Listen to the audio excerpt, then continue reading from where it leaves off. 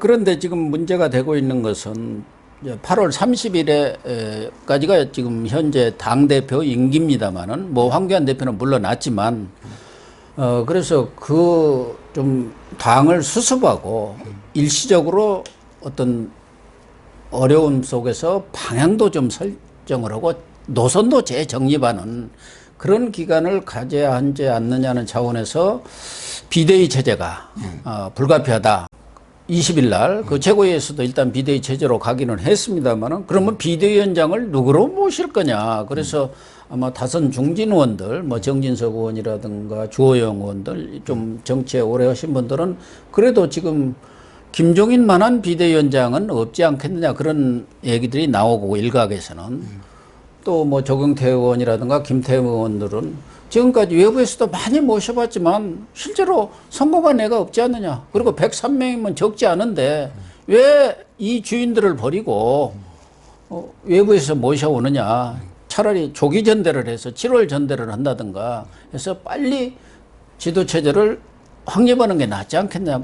뭐 또 일각에서는 당 해체론까지도 나옵니다. 당을 다 해체하고 뭐 새로운 당을 만들자 뭐 여러 가지가 얘기가 나오는데 어떻게 수습하는 것이 좋다고 보십니까? 우선 근데 당 해체는 말은 하기가 쉽지만요. 네. 또 그것이 설사 이상적이라 하더라도 그 현재 당선자들이나 이 사람들이 해체 안 할 사람들이기 때문에 그럼요. 그건 뭐 말이 그렇죠. 비현실적인 이야기고 예. 저는 그런데 되도록이면 그 당 내에 있는 사람보다는 예. 당 외에 있는 사람이 저는 비대위원장을 맡는 것이 저는 옳다고 봅니다. 왜냐하면 이 당 내에 있으면 이미 그 사람 마음이 옳고 그르고 간에 예. 한 계파에 그 친소가 있는 거 아닙니까? 그렇죠. 계보를 또 형성을 하고 자기 사람을 심으려고 할 수밖에 없잖아요. 그러면 설사 그 사람이 공자 같은 사람이라 하더라도 그런 의심을 받을 수밖에 없기 때문에 똑같은 행동도 그래서 이런 경우에는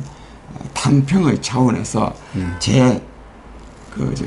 어느 한쪽에 속하지 않은 외부 인사가 저는 맡는 것이 옳지 않겠나 하는 게 제 생각입니다. 그러니까 외부 인사가 맡아도 과거에 보면은 전혀 정치하고 잘 뭐 정치를 해보지도 않았고 경험도 없는 분들이 맡으면은 말하자면은 정치의 어떤 메커니즘이나 이런 걸 모르기 때문에 수습을 못 해요.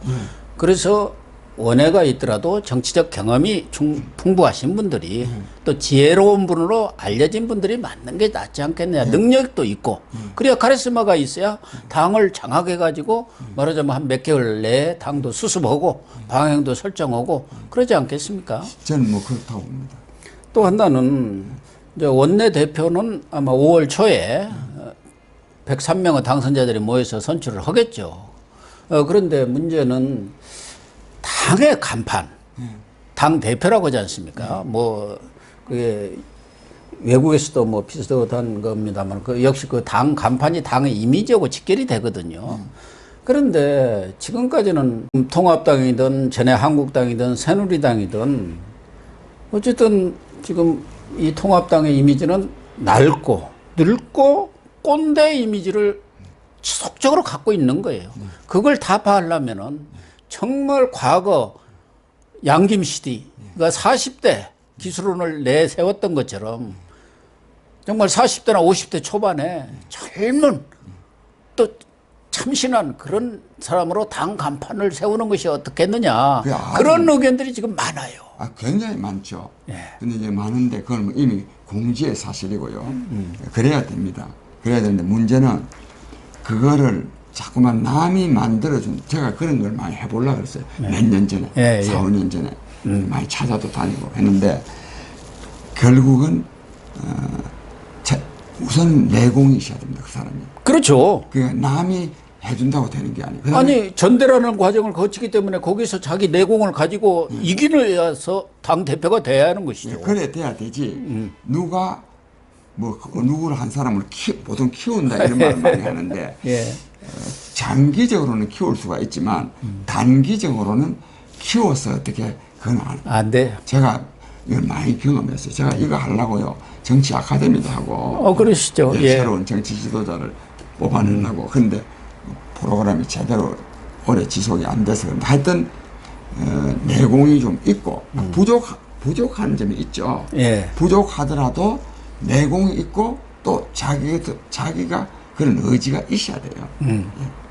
네, 그런 사람이 나와야 됩니다. 그래야 새로운 희망을 불러일으킬 수 있어요. 그러니까 김영삼, 김대중 이런 분들은 능력도 있고 내공이 있기 때문에 그렇게 큰 거예요. 예를 들면은 지난 새누리당 시절인가 이정현 대표가 있었습니다. 그때는 거의 그냥 박근혜 대통령이 시켜줬다시피 비슷하게 됐지 않습니까? 그런데 그 사람이 뭐가 남은 게 있습니까? 만들어주면은 아무 소용이 없다 그런 얘기죠. 그리고 그때도 그 40대 기술론도 자기들이 오히려 유진산 총회는 이 사람들은 구상유치라고 한 거죠. 구상유치라고 하는데도 불구하고 이 사람들이 치고 나갔잖아요. 예. 그래야 국민이 알아주죠. 누가 어떤 당 대표가 우리는 앞으로 젊은 사람 해야 되니까 이 사람을 키우자. 그건 안 돼. 안 알아줍니다. 지금은 이제 이번에 낙선을 했습니다만은 정동영 전 대선 후보까지 했지 않습니까? 재선 의원 시절에 대통령 앞에서 당시에 가장 거물인 권노갑 그 당시 부총재입니다. 그냥 차버린 거 아닙니까? 이 사람이 없어져야 한다. 이 사람이 없어져야 당이 잘. 그래서 일어선 거 아닙니까? 그만한 결기를 보여야 그럼요. 당 대표도 되고 대권 후보가 되는 거거든요. 전 그래서 자꾸 키워줘야 된다. 이거는 그런 면이 없는 건 아니지만 좀 뭐 그렇게 나섰는데 그걸 옹호를 해야 되지. 뭐 처음부터 그건 잘 안 되는 게 제 경험이었습니다. 뭐 덧붙여서 황교안 전 대표 뭐 참패하시고 바로 깔끔하게 사퇴를 하셨습니다마는 좀 일각에서 흘러나온 얘기는 물러나시기 전에 또 김종인 당시 총괄선대위원장한테 비대위원장을 맡아달라는 얘기도 하신다는 게 이제 언론에 다 보도가 됐고 아직도 이제 자기 계보랄까 뭐 친왕 세력들이 많이 당선이 됐기 때문에 좀 뜸을 들여서 시간이 경과된 뒤에 혹시 다시 복귀하는 것 아니냐 재기 가능성이 있다고 보십니까? 전 그건 재기 가능성이 없죠. 그렇죠. 없는데 전 이렇게 생각하는데요. 이 대표를 지낸 분이요. 이것도 뭐 갑자기 그냥 하루아침에 떨어진 게 낙선한 게 아니지 않습니까? 예. 그런데 저는 이렇게 생각합니다. 사퇴를 하더라도요. 뭐 담은 열흘이라도 저도 그 생각을 방송에도 했어요. 했어요? 예. 아, 그렇습니까? 열흘 내가 그러니까 오늘이 4월 말이 4월 그때 15일 16일 예. 아닙니까? 예. 내가 4월 말에까지만 당무를 보고 예. 나는 5월 1일부터는 사퇴한다. 그렇게 해야죠. 그래야 됩니다. 수습은 해놓고 나가야죠. 그러니까 수습을 다를 못 하더라도 예, 그러니까 어느 뭔가 정도라도 월계는 만들어 놓고 어느 정도는 해놔야지. 아무 여기 지금 이 당이요 지도부가 없어요. 공백이죠. 예, 공백이면 안 되지. 비대위원장까지는 만드는데 자기가 노력을 해야지. 자기가 간섭을 안 한다 하더라도. 예를 들면 원내대표 심재철 의원이라도 당선이 됐으면은 그럼. 이제 대행이 할 수가 있는데 그것도 도없이 다 떨어진 상황 아닙니까? 그래서 이 당이요 도대체 뭘 해야 되는지를 모르는 거야. 안 해야 될 때는 계속 잡고 있고 정작 낳아야 될 때는 안 낳고. 그러네요. 예. 이제 뭐 당내 얘기는 어느 정도 말씀하신 것 같고 지금 이번에 크게 이긴. 근데 크게 이겼는데 저게 또요. 저게 또 꼭 약이라고 보면 안 됩니다. 예. 이게 이 문재인 정권은 이번에 뭐 180석인지 뭐 얻었다고 좋아만 하다가는요 하루아침에 저기 망합니다. 근데 지금 과거에 열린 우리당 시절에 그 타산지석을 삼아가지고 겉으로는 표정 관리를 잘 하고 있습니다. 우리가 겸허해야 한다. 절대 자제해야 한다. 하는데도 실질적으로 가만히 돌아가는 거 보면은 힘의 정치적으로 가고 있는 것 같아요. 그럼요. 그래서 앞으로 문재인 정권이랄까 또 민주당 정권이 어떤 일들을 좀 벌일 것 같습니까? 사람들은 상당히 불안해요. 이제 이게 이런 아주 그 질문 참 좋은데요. 문재인 정부는 자기네들이 국정 운영을 잘못하고 있다고 보지 않습니다. 잘한다고 본 거 아닙니까? 이게 문제입니다. 예. 대북 정책도 저가 옳다는 거야. 예. 제가 볼 때 옳지 않습니다. 그렇죠. 누가 봐도 마찬가지죠. 원칙이 있는 대북 제한을 해야 되죠. 예. 계속 짝사랑, 저자세. 아까 내가 그랬잖아요. 이 빨갱이라는 말이 저 사람들이 빨갱이도 아니지만 그런 소리가 나오도록 하는 것도 사실입니다. 예, 아, 그래도 안 해야 되지만 예. 그런 경제 정책도요. 예를 들면 뭐 소득주도 성장하는 이런 거 탈원전 이것도 그냥 할 것 같아요. 이게 옳다는 거예요. 예. 옳지 않습니다. 예. 그러니까 이게 힘이 생겼으니까 자기네들 옳다고 생각하는 거를 그냥 밀고 나갈 거예요. 또 하나는 윤석열 쳐내기도 지금 할 것 근데 같아요. 밀고 나가면 어떻게 되냐. 국민적 선거가 아니라 살기 힘들어 죽겠는데 누가 정부 좋아할 사람 있습니까? 예, 그렇죠. 그래서 엄청난 국민적 저항에 저는 직면할 가능성이 굉장히 크고 그다음에 지금 어려운 것은 이번 코로나 때문에 더 그런데 그냥 좀 어려운 게 아닙니다. 정말 어렵습니다. 앞으로는 좀 진짜 이 어려움이 폭발을 하려 그러면은 누구도 막을 수 없는 폭발이 될 가능성이 경제 코로나가 옵니다. 그럼요. 예. 이게 코로나에 대해서 진짜 한번 말씀 나누어 보았으면 싶은 생각이 드는데 그걸 뭐 논의로 하고 이 코로나는요. 요 말만 내가 할게요. 우리 사회가 이 문명사적인 대전환, 예. 이 정보화 사회에 의해서 국가 운영 방안, 삶의 영위 방식이 근본적으로 바뀌어야 됩니다. 근데 이거는 인간은 합리적인 사고에 의해서 이걸 바꾸어 나가야 되는데 이걸 인간이 안 하는 거야 이게. 그게 어떻게 코로나19라고 하는 예. 엄청난 사태가 이거를 강요하고 있습니다. 네. 그래서 이 코로나19 사태는 단순히 어떤 돌발, 돌연변이 어떤 질병에 의해서 어려움을 겪는 차원을 넘어서 인류사가 어떤 방향으로 나가야 되는지에 대한 것을 강요하는 그런 인류사적인 의미가 있다는 인식을 저는 해야 된다고 생각합니다. 그래서 이 코로나가 19가 시작될 때는 이게 단순한 뭐 팬데믹 차원이 가기 전에도 그냥 일시 유행하던 과거 메르스나 사스 정도 아니었느냐 그렇게들 인식을 했는데 지금 이 코로나 사태는 이 말씀하신 대로 우리 인류사의 패러다임을 확 바꿀 것 같아요. 확 바꿉니다. 뭐 간단히 예를 들자면 이 온라인화 많이 됐지 않습니까? 근데 교육이요 지금요 학교의 집단 교육이 안 되는 거예요 저는. 전념들 교회 교회 여러 가지가 삶의 형태가 바뀝니다. 예, 그럴 수밖에 없어요. 또 다른 한 예로요. 지금 금년 봄에요. 우리가 미세먼지를 하나도 걱정 안 했습니다. 예, 예. 역시 이 코로나가 가해다 준 선물이에요.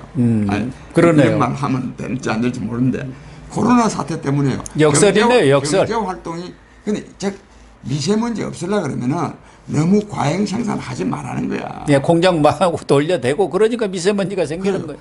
우리가요 인간이 생활하는데 필요한 물자와 재화와 용력이 부족한데도 생산 활동을 하지 말라는 게 아닙니다. 네. 과잉이거든요. 네, 과잉이죠. 예? 그거 하지 말라는 거예요. 이거 따라야 됩니다. 그래서 우리는 코로나19 사태가 너무너무 재앙이지만 여기서 엄청난 교훈을 얻어야 됩니다. 네. 그런데 그 교훈에 따라서 국가 운영 방법을 새로이 하고 삶의 영위 방식도 새로이 한다 생각합니다. 마지막으로 짚어볼 이슈라고 한다면은 우리가 지금 보수가 한 110석 다 합쳐서 얻었어요. 그래서 그것을 개헌 저지선이다. 그 얘기는 개헌이라는 것이 늘 잠재적인 변수로 있다는 얘기 아닙니까? 그러면은 그동안에 뭐 2018년에 문재인 정권이 이미 조국을 통해서 그때 민정수석 때 개헌안을 발표를 했고 국회에 제출을 했지만 이제 무산은 됐어요.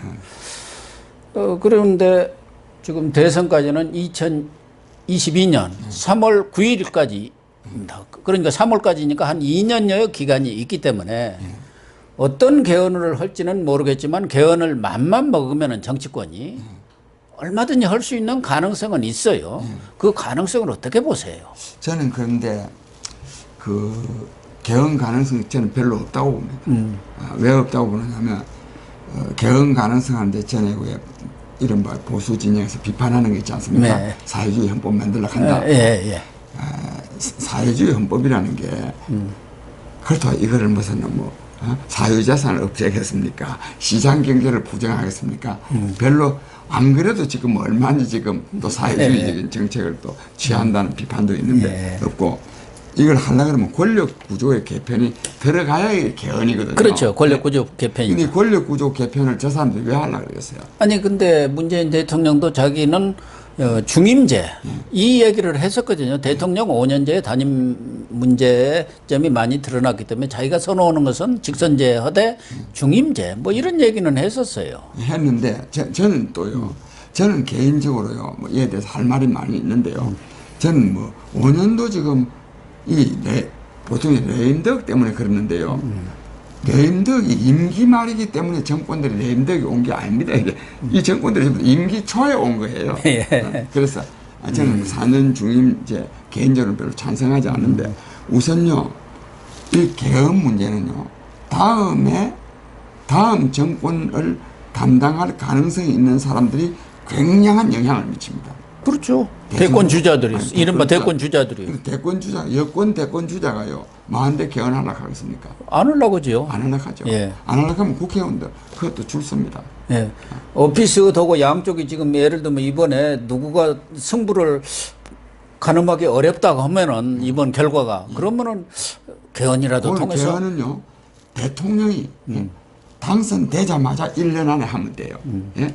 그러면 되는데 지금은 이제 문재인 대통령이 한다고 이 개헌이 되는 게 아니거든요. 그렇죠. 저는, 예. 현실적으로는 뭐 가능성은 있지만 현실화되기는 쉽지 않다. 저도 그렇게 보고 있습니다. 예, 저는 그렇게 봅니다. 예. 어쨌든 뭐 참 이번에 결과가 정말 좋았으면 많은 사람들이 흐뭇했을 텐데 안타깝게 생각하고요. 마지막으로 뭐 혹시 김해의리든 또 앞으로 뭐 행보랄까 이런 것들에 대해서 할 말씀 있으시면 한 말씀 간단히 해주시죠. 예, 우리 고영순 TV 시청자 여러분, 지난번에 선거 중간에도 여기서 한번 출연한 일이 있고 그만큼 제가 우리 고 박사님을 존경하고 또 그래서 여기도 나왔고 또 많은 분들이 시청자 여러분들 저를 많이 도와주셨는데도 불구하고 기대에 부응치 못해서 대단히 죄송합니다. 그러나 이 사태와 관련해서 코로나 사태에 대해서는 하도 많은 말들이 나오기 때문에 생략하고 이분이 선거와 관련해서도 야당의 참패도 문제지만 또 저런 여당이 압승하는 거 이것도 또 문제입니다. 이것도 정말 여당이 잘해서 여당 지지한 게 아닙니다. 여당 잘못하는 거 우리 국민들 거의 다 압니다. 문제는 야당이 지지해주기 싫은 거야. 야당을 참 지지하기 싫은 거예요. 이런 점을 저는 미래통합당 소속원으로서 이걸 우리가 절감해야 된다고 생각합니다. 이분의 정말 미래통합당이 정말 새로운 정당을 창당하는 그런 차원의 대혁신을 해야 미래통합당의 전망도 있고 또 한국 정치도 정상화될 수 있다고 생각합니다. 이 강한 야당이 있어야 여당한테도 좋습니다. 그런 점에서 국민 여러분의 성원이 있기를 바라고 어쨌든 이 코로나 아까 19 사태에 대해서도 말씀을 드렸는데 이게 정말 큰일입니다.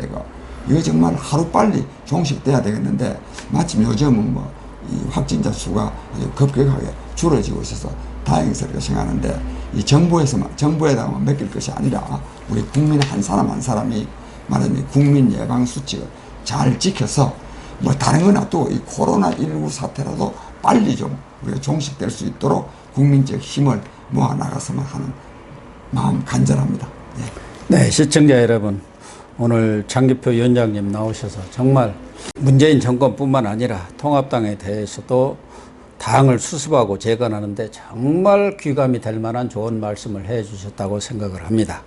우리 장 위원장님 앞으로도 아주 건강하시고 또 하시는 일 잘 되길 기원하면서 오늘 방송 마치도록 하겠습니다. 시청해 주셔서 감사합니다. 네, 감사합니다. 아유, 네, 감사합니다. 고맙습니다.